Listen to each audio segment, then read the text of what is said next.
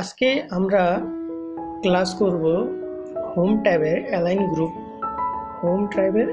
Group নিয়ে। তো align গ্রুপে এখানে আছে হলো ওয়ার্ড র্যাপ ট্যাক্স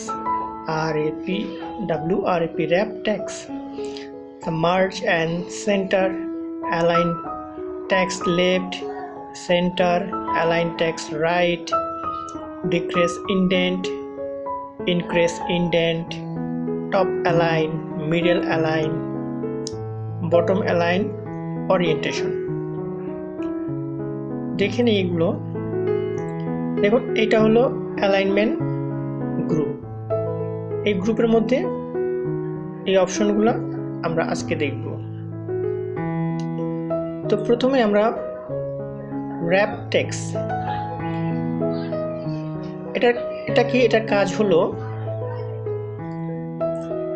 যখন আমরা কোনো লেখা লিখব এবং সেই লেখা এক সেল থেকে আরেক সেলে চলে যায় এবং সেই লেখাকে যদি এই সেলের মধ্যেই রাখতে চাই তাহলে র্যাপ টেক্সট আমরা ব্যবহার করব। যেমন এই সেলের উপরে আমরা কার্সর রেখে র্যাপ টেক্সটে যদি ক্লিক করি, লেখাটা সম্পূর্ণ সেই F5 এর মধ্যে, F5 সেলের মধ্যেই চলে আসবে, অন্য কোথাও এটার প্রিভিউ দেখাবে না। তো এটা হলো র্যাপ টেক্সটের কাজ। আবার এখন যদি এখানে ক্লিক করি তো পূর্বের পর্যায়ে চলে যাবে। মার্জ এন্ড সেন্টার এর জন্য এক্সাম্পল হিসেবে আমি এখানে রেখেছি। দেখুন, এখানে আমি এক্সেল লিখেছি এই ঘরে, আর নিচের দুই ঘরে লিখছি 1 এবং 2। আমরা যদি চাচ্ছি যে এই এক্সেল লেখাটা এই দুই ঘর মার্জ করে লেখাটা আসবে, তাহলে আমরা এই লেখা, এই সেল আর এই সেলটা আমরা সিলেকশন করে মার্জ এন্ড সেন্টারে ক্লিক করব।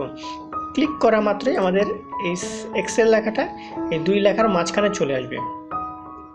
তো এভাবে আমরা মার্জ অ্যান্ড সেন্টার করতে পারি। আর মার্জ অ্যান্ড সেন্টার যদি আমরা কয়েকটা ঘর সিলেক্ট করে মার্জ অ্যান্ড সেন্টার করি তারপর আসবে, অথবা এখানে আরেকটা আছে মার্জ অ্যাক্রস। মার্জ অ্যাক্রস বলতে শুধু আমাদের এই ভিতরের এই কলামগুলো ডিলিট হয়ে যাবে, শুধু রোগুলো থাকবে। যেমন এটা রোগুলো থাকবে। আর যদি মার্জ সেল করি তাহলে সম্পূর্ণ রো অ্যান্ড কলাম মুছে এই ঘরটা মার্জ হয়ে যাবে। আর পূর্বের পর্যায়ে এখানে ক্লিক করে আনমার্জ সেল যদি দিই তাহলে পূর্বের পর্যায়ে চলে আসবে। সেমভাবে এখানে যদি আমরা আনমার্জ সেল দিই তাহলে আগের পর্যায়ে চলে আসবে। তো এভাবে আমরা মার্জ অ্যান্ড সেন্টার করতে পারি। এখন এখানে যদি আমরা অ্যালাইনমেন্ট সেট করি যে এটা আমরা মিডলে আনবো, এখান থেকে অ্যালাইনমেন্ট সেট করে দিতে হবে। যেমন এটা হলো সেন্টার, এখন সেন্টারে ক্লিক করলে সেন্টার চলে আসবে, রাইটে ক্লিক করে রাইটে চলে আসবে, এবং লেফটে করলে লেফটে চলে আসবে। তো এখন আমরা যদি এটা টপে উঠাতে চাই, এখানে দেখুন এটা টপ অ্যালাইন, মিডল অ্যালাইন এবং বটম অ্যালাইন। এখন বটম অ্যালাইনে চলে আছে। এখন যদি মিডল করি তাহলে মিডলে চলে আসবে, আর টপ অ্যালাইনে যদি ক্লিক করি তাহলে টপে চলে আসবে, আর সেন্টারে দিলে সেন্টারে চলে আসবে। তো এভাবে আমরা অ্যালাইনমেন্ট টপ, মিডল এবং বটম অ্যালাইন আমরা করতে পারি এই অপশনের মাধ্যমে। ওরিয়েন্টেশনটা হলো আমরা যখন এখানে ক্লিক করব, দেখুন এখানে কিছু সিম্বলিক দেওয়া আছে কোন কোন অ্যাঙ্গেলে আমরা ওরিয়েন্টেশন করতে পারি। তো প্রথমটা যদি ক্লিক করি তাহলে এইভাবে আসবে, দ্বিতীয়টা ক্লিক করলে এভাবে, তৃতীয়টা ক্লিক করলে এভাবে আসবে, আর চতুর্থটা করলে রোটেট টেক্সট আপ এভাবে আসবে, পঞ্চম নাম্বারটা করলে এভাবে আসবে। তো এভাবে আমরা অ্যালাইন টেক্সট করতে পারি।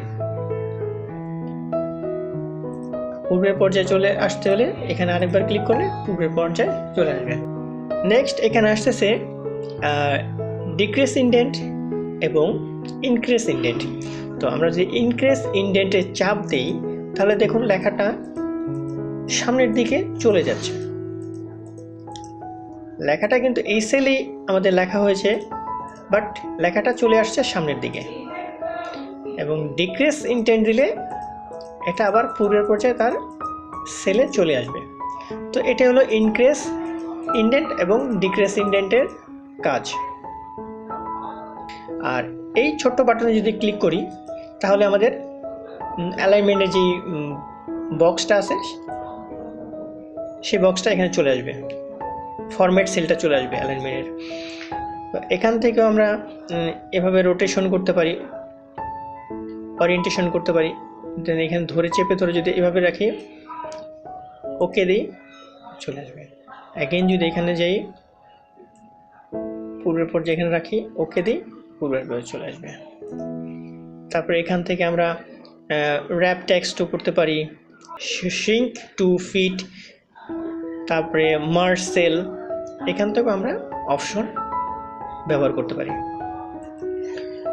তো আমি আশা করছি যে আপনাদের এই অ্যালাইনমেন্টের যে অপশনগুলো আছে সেগুলো বুঝতে পেরেছেন। তো আজকের ক্লাসটা এখানে রাখি।